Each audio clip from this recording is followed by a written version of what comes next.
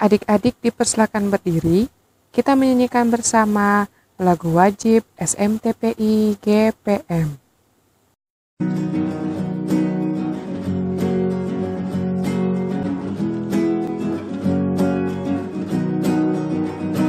Kami anak dan remaja GPM, sumber daya harapan gereja dan bangsa, harus dibina, harus dibimbing, diasuh ke arah masa depan. Jadilah anak-anak Tuhan, taat dan beriman, dan takkan pernah diombang-ambingkan. Kami anak dan remaja GPM, sumber daya yang tak dapat dilupakan oleh pengasuh dan orang tua, dibimbing untuk mengenal Kristus. Kembangkan ketahanan iman, sosial, ekonomi, dan tak lupa ketahanan ilmiah. Ayo tingkatkan WASMI, wajib sekolah minggu. Ayo giatkanlah WASMI, wadah pelayanan anak dan remaja GPM, berdasarkan pada firman Allah. Ayo tingkatkan WASMI, wajib sekolah minggu. Ayo giatkanlah WASMI, siap berfungsi sebagai garam dan terang dunia dalam konteks catur panggilan gereja.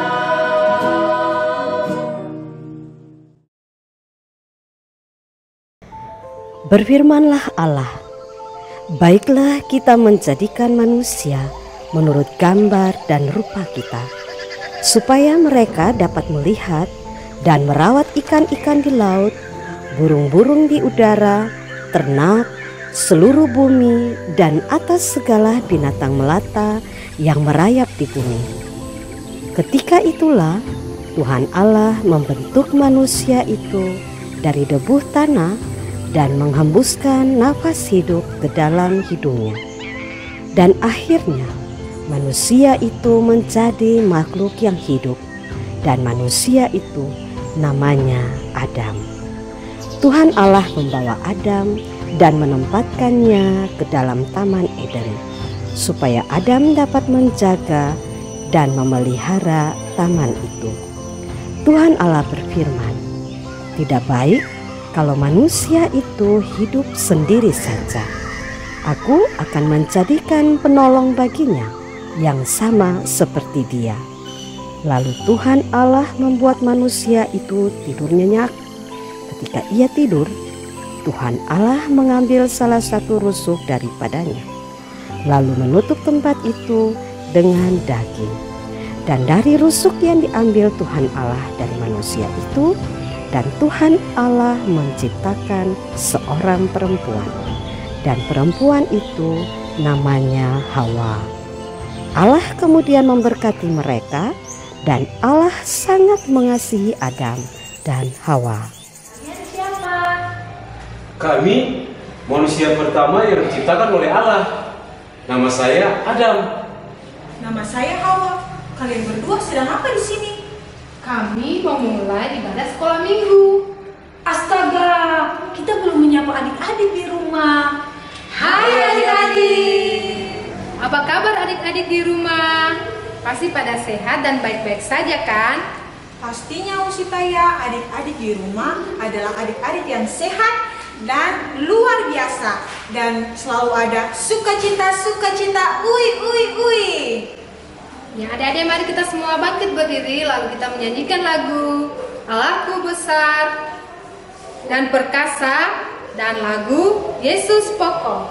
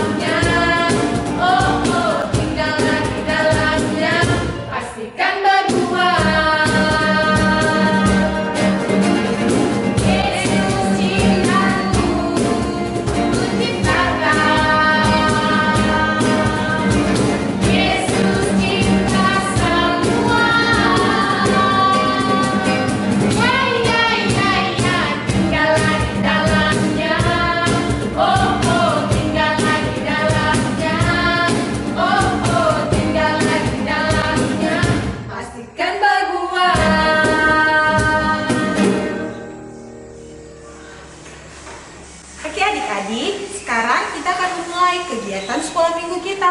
Tapi sebelum itu, mari kita satu dalam doa. Dengan sikap berdoa, kita menyanyi lagu Mari Masuk, Mari Masuk.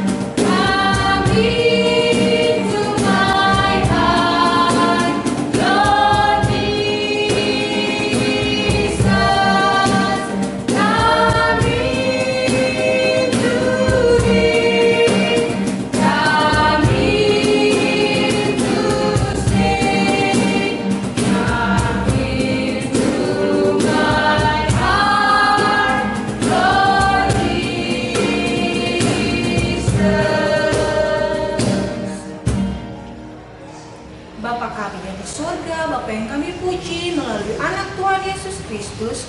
Terima kasih Tuhan. Sekarang kami para pengasuh dengan anak-anak sekolah minggu akan memulai kegiatan sekolah minggu kami di hari ini. Kiranya Tuhan memberkati dari permulaan, pertengahan hingga pada akhirnya. Mau jadi di dalam nama Allah Bapa, Putra Tuhan Yesus Kristus dengan tuntunan Roh Kudus. Amin. Nah, adik-adik, tadi adik-adik sudah dengarkan Tuhan Allah menciptakan manusia itu begitu sempurna.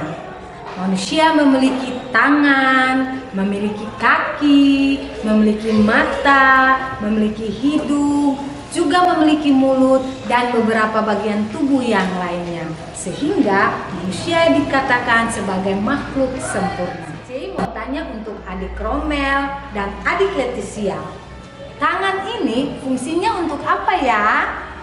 Coba adik Romel dan adik Leticia, tapi juga adik-adik yang lain, bilang untuk mama dan papa, fungsi tangan itu untuk apa? Benar sekali, tangan ini berfungsi untuk mengambil, mengangkat, juga memegang. Ya, Sitaya juga mau tanya untuk Kim, Gio, dan Sakila. Apa gunanya mata? Coba adik-adik bilang buat papa dan mama di rumah. Ya, benar sekali. Mata gunanya untuk melihat. Sekarang coba adik-adik menutup mata. Ketika adik-adik menutup mata, dapatkah adik-adik melihat? Tidak kan? Sekarang coba adik-adik buka matanya. Apakah adik-adik dapat melihat? Pastinya bisa. Tuhan Yesus sangat luar biasa. Sehingga Tuhan Yesus menciptakan kita menjadi orang-orang yang luar biasa. Sekarang kita semua bangkit berdiri, lalu kita menyanyi, Aku istimewa, tiada yang seperti aku. Aku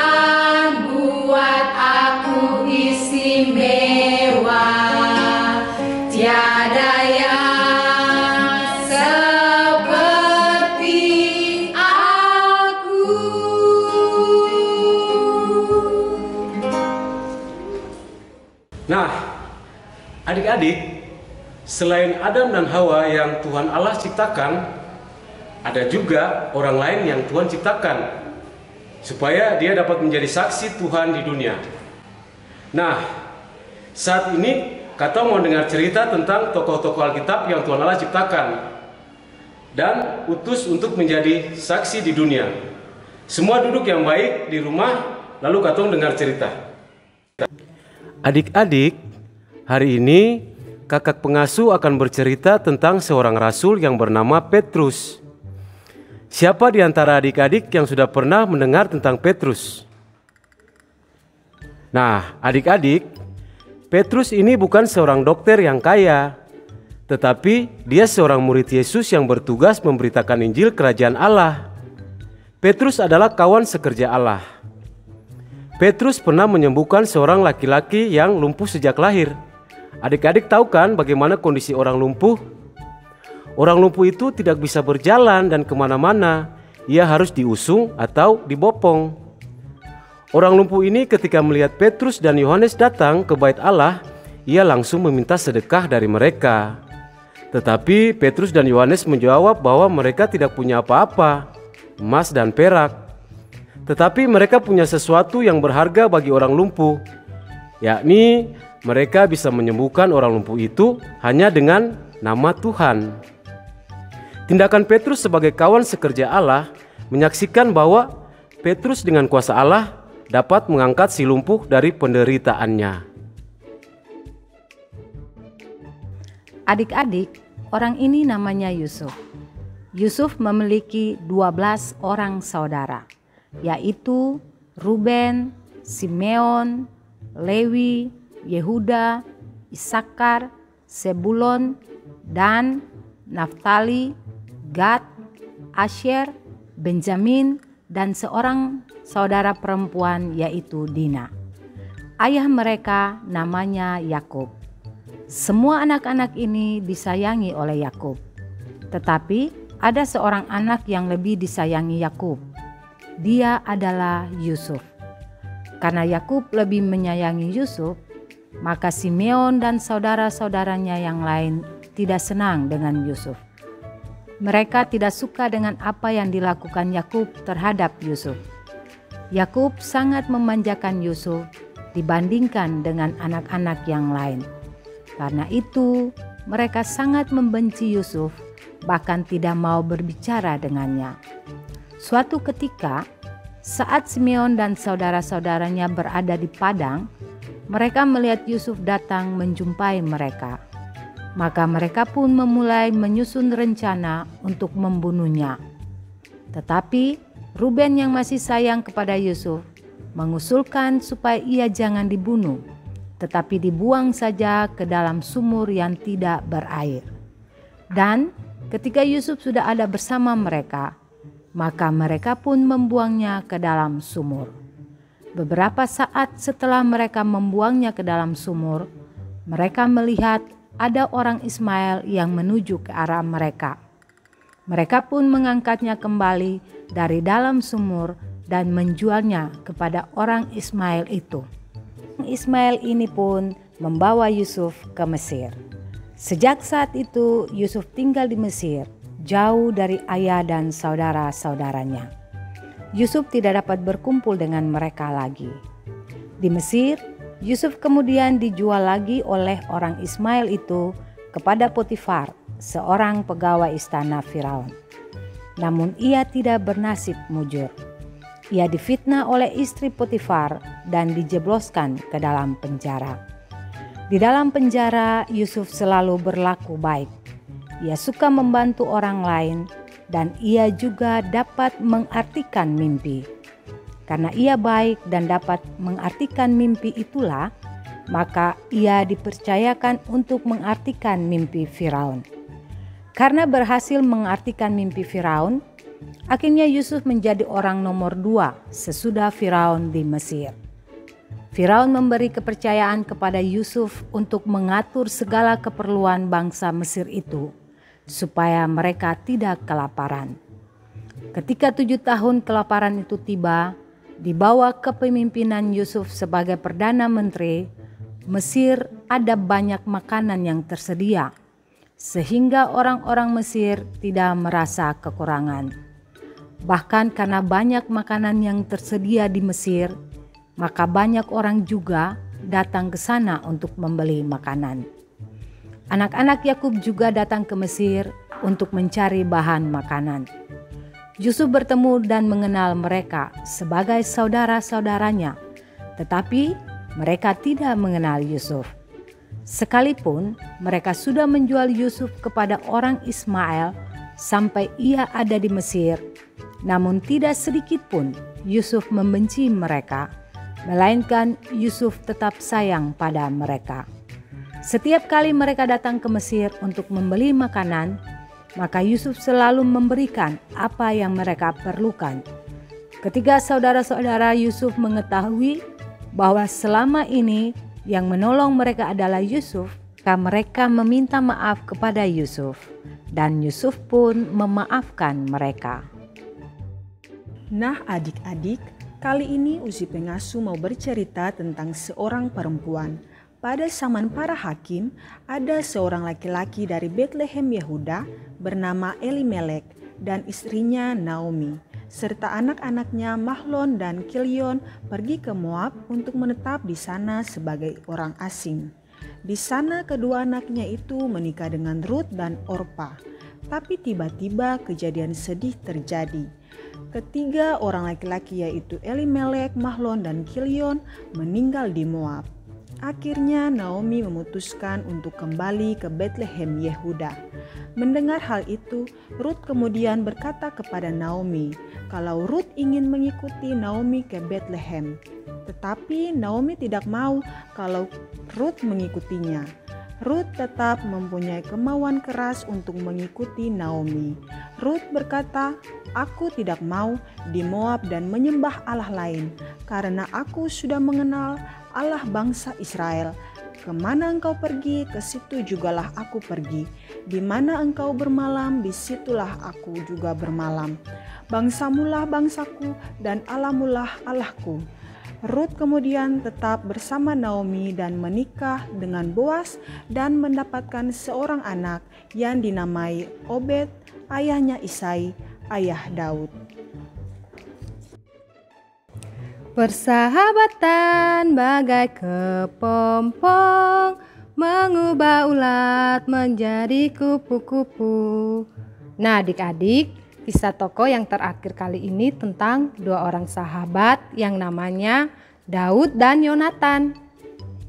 Daud dan Yonatan adalah dua orang yang bersahabat baik. Daud adalah anak bungsu laki-laki dari 8 bersaudara. Ayahnya Daud namanya Isai. Daud bekerja sebagai seorang gembala. Pekerjaannya ini yang menjadikan Daud sebagai seorang pemberani. Sedangkan Yonatan, dia adalah anak sulung dari Raja Saul. Dia merupakan ahli waris dari bapaknya. Yonatan bersahabat baik dan mengasihi Daud. Yonatan sangat setia kepada Daud. Karena rasa setia kawannya yang luar biasa, dia mengikat perjanjian dengan Daud untuk tetap setia dengan persahabatan mereka. Walaupun dari status sosial, Yonatan termasuk orang yang lebih kaya dari Daud, karena Yonatan adalah seorang anak raja. Tetapi Yonatan tidak sombong dan mau bergaul dengan Daud. Yonatan sangat menghargai Daud dan menghargai persahabatan mereka. Rasa setia kawan dari Yonatan juga yang membuat dia sangat mengasihi Daud, sehingga Yonatan membuka jubah yang sementara dipakainya dan memberikan kepada Daud. Bukan jubahnya saja, tetapi baju perang dan alat-alat perang yang lain, seperti panah, pedang, dan ikat pinggang. Semuanya itu diberikan kepada Daud. Karena Daud ini sangat berani dan selalu menang. Kalau dia memimpin perang, maka ayahnya Yonatan yaitu Raja Saul mengangkat Daud untuk menjadi kepala para prajurit. Anak-anak, kita bisa bayangkan seperti apa persahabatan Daud dan Yonatan itu. Pastinya mereka sangat intim. Saling mengasihi, menyayangi, dan saling menghargai, tidak saling mengkhianati. Nah, adik-adik, dari keempat tokoh itu kita belajar. Yang pertama, dari Petrus kita belajar membantu sesama. Yang kedua, dari Yusuf kita belajar mengampuni orang yang bersalah. Yang ketiga, dari tokoh Rut kita belajar untuk setia kepada Tuhan. Dan yang keempat, dari Daud dan Yonatan kita belajar untuk saling mengasihi. Oke adik-adik, tadi adik-adik di rumah sudah mendengar semua tokoh-tokoh Alkitab punya cerita-cerita. Sekarang Bu Sinesi mau tanya buat anak Indria 3. Buat Siva, Mika, Gisel, dan yang lain-lain. Bu Sinesi mau tanya, tokoh siapa yang dapat menyembuhkan orang lumpuh? Ya benar, tokoh yang menyembuhkan orang lumpuh yaitu Petrus. Bertanya untuk adik-adik AK1, buat Lili, buat Ridi, juga buat Mena. Dalam cerita Yusuf tadi, menurut adik-adik, siapakah laki-laki yang dijual oleh saudara-saudaranya karena mereka tidak menyukai dia? Benar, Yusuf namanya. Tepuk tangan dulu untuk adik-adik. Usitaya juga mau tanya buat adik-adik AK2, Jelsi, Milan, dan Vano. Siapa nama perempuan yang pada akhirnya mengikuti Naomi ke Bethlehem Yehuda? Benar, namanya Ruth. Terakhir, Bu Erik mau tanya buat Bu Erik punya adik-adik subjenjang AK3. Buat Noel, buat Sasa, buat Mesia, buat Claudia. Siapa nama 2 orang laki-laki yang bersahabat sangat baik? Yang tadi ada di dalam cerita tadi tuh. Dong memang paling pintar-pintar Dong bisa jawab semua. Betul, 2 sahabat itu adalah Daud dan Yonatan. Posisi pengasuh, mari katong tepuk tangan dulu buat adik-adik di rumah yang pintar-pintar dan siapa tahu semua punya pertanyaan. Nah adik-adik, sekarang katong akan mengakhiri katong ibadah sekolah minggu. Usitaya minta adik-adik semua duduk dengan tenang di rumah. Lalu dalam sikap doa, katong akan menyanyikan lagu Aku Lipat Tangan dan Kututup Mata.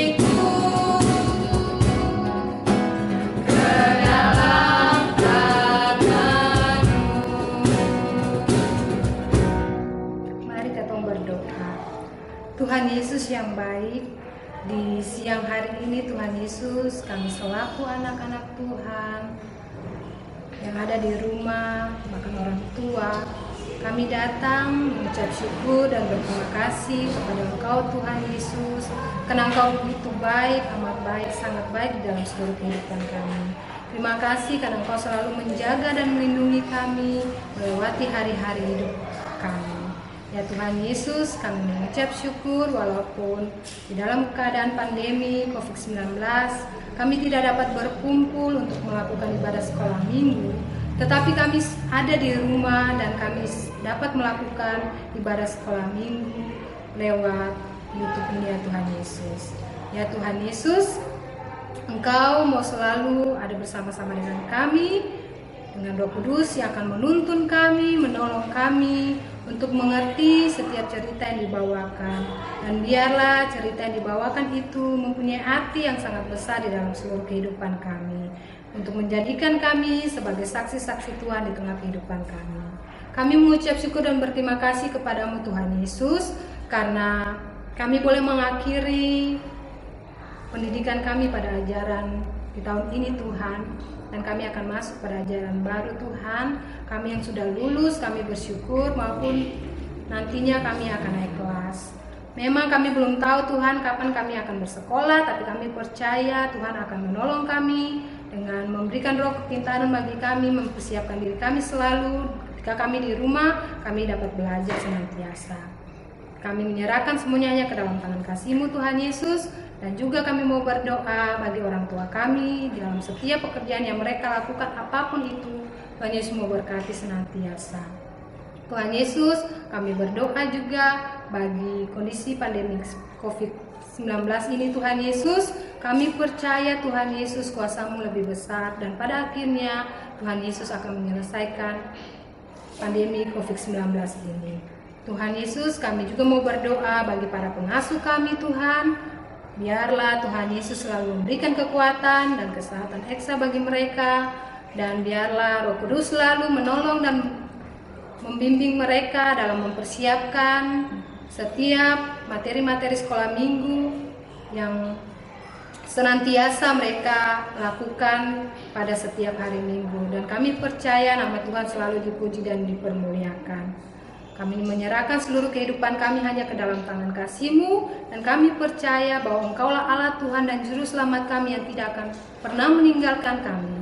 Engkau Allah Tuhan dan Juru Selamat kami yang selalu menyertai kami sampai pada akhir zaman. Dan terima kasih untuk saat ini Tuhan, ketika kami boleh selesai dengan ibadah sekolah minggu. Dan sebelumnya itu Tuhan Yesus, kami mohon berkat-Mu.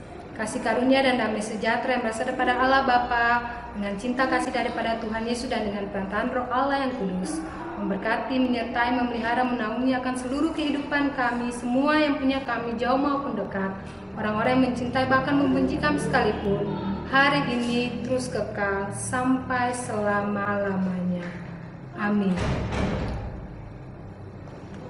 Adik, kita sudah selesai dengan ibadah sekolah minggu kita di saat ini. Jangan lupa adik-adik harus mencuci tangan setelah memegang sesuatu. Lalu jangan lupa juga ketika adik-adik keluar rumah harus pakai masker, karena itu sangat penting untuk menjaga kesehatan adik-adik semua. Lalu satu lagi, jaga jarak. Kita harus menjaga jarak sehingga kita tetap sehat. Kalau tidak ada urusan yang penting, adik-adik tinggal saja di dalam rumah, jangan kemana-mana. Sampai jumpa lagi di minggu depan. Dadah!